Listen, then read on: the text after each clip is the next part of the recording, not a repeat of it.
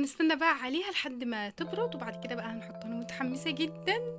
بصوا النتيجة يا جماعة، بجد خرافة. انا مش حاطة اي حاجة على بشرتي، انا غسلت وشي بس. صباح الخير او مساء الخير على حسب التوقيت اللي بتشوفي الفيديو. النهاردة قررت ان انا اهتم ببشرتي علشان بقى احنا في اجازة وكده، فعايزين بقى ندلع نفسنا. فقررت ان انا هعمل الماسك بتاع قشر البرتقال مع النشا، بس انا ما عنديش نشا فهعمل سفندي زي ما احنا بنقول. احنا عندنا بنقول عليه سفندي وفي ناس بتقول عليه استفندي، انا ما اعرفش بس احنا بنقول عليه سفندي. وكمان برضو ما تستغربوش من التيشيرت اللي انا لابساه ده في عز الجو التلج اللي احنا فيه، بس احنا عندنا والله الدنيا ما بتشتي ولا الجو مش متلج ولا اي حاجه، فالجو متلخبط خالص، فما تاخدوش بالكم من اللي انا لابساه. فيلا بينا بقى بسرعه نروح نعمل الوصفه الجامده قوي دي. بيقولوا كمان ان هي بتفتح البشره وبتعمل نضاره للبشره، فتحمسوا الفيديو معايا ويلا بينا نبدا. اول حاجه هنعملها ان احنا نجيب كميه قشر سفندي اللي احنا عايزينها ونغسلها وبعد كده نحطها على النار، واول ما توصل للون ده نطفي النار فورا. بعد كده بقى نصفي الميه علشان ما يكونش فيه قشر نازل في الماسك بتاعنا ونسيبه يبرد. بعد ما الماسك برد معانا هنجيبه بقى ونحطه على النار ونحط كميه النشا المناسبه لينا، ونقعد بقى نقلب لحد ما نوصل للقوام اللي هو عامل زي قوام الجيلي او قوام اللي هو ايه المهلبيه كده بس. واول ما نوصل للقوام الحلو ده نقفل النار فورا. بصوا بقى الجمال والتحفه الفنيه دي، هو ده بالظبط القوام اللي احنا محتاجينه. انا يا جماعه بسحب كلامي ان انا قلت ان الجو مش متلج ولا اي حاجه، لا الجو متلج وده الدليل. فالمهم بقى يلا بينا بقى نشوف الوصفه بتاعتنا الجامده قوي دي. انا ما كنتش متخيله ان هي هتبقى بالجمال ده، حرفيا مهلبيه بجد.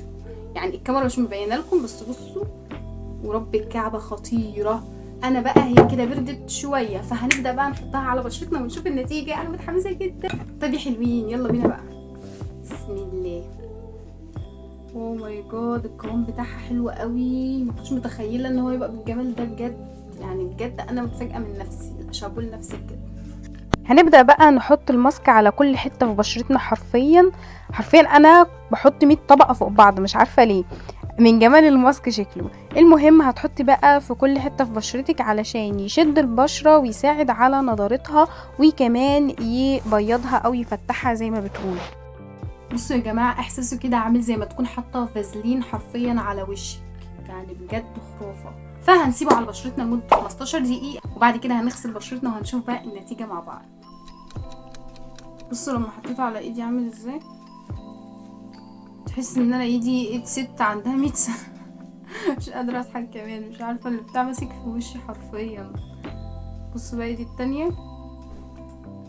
فبقى هنخش نغسل وشنا وهنغسل ايدينا برضو وهنشوف النتيجة، فاستنونا.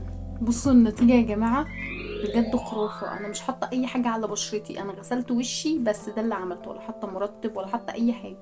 بصوا النتيجة، بصوا التفتيح بجد. لا ده من اول استخدام، والبقى لو التزمتي عليها وحطيتي منها كل يوم ايه اللي هيحصل؟ يا الله، بصوا يا جماعة الكمية اللي فضلت ده حرفيا تكفيني لمدة 100 سنة. بجد الكمية كتيرة قوي. هتاخدوا بقى الكمية دي وتحطوها في علبة عندكم فاضية وتحطوها بقى في التلاجة على حسب بقى ما انتوا محتاجين، او تحطوها عندكم برضو على الترابيزة، او تحطوها على التسريحة، اي حاجة، المهم ان انتوا تحتفظوا بيها. فبجد الماسك تحفة تحفة تحفة. لو قعدت اشكر فيه من هنا للسنة الجاية مش هكفيه، بس يا رب تكون النتيجة واضحة عشان الكاميرا مش عارفة هي موضحة ولا لا. بس بجد يا جماعة والله الماسك تحفة، وخلى بشرتك نضرة وناعمة، احساس البشرة اصلا حلو، وكمان مفتحة، يعني نضارة وتفتيح وتنعيم، خرافة. بمكونين بس اللي هو السفندي والنشا بس.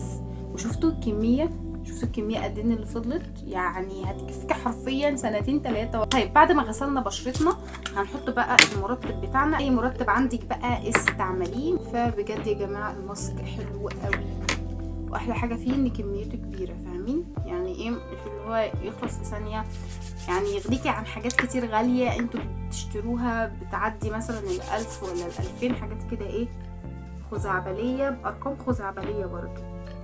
فدي حاجات طبيعية موجودة في بيتنا، بنوفر وفي نفس الوقت بناخد حاجات طبيعية مش فيها مواد كيميائية متصنعة، فاهمين؟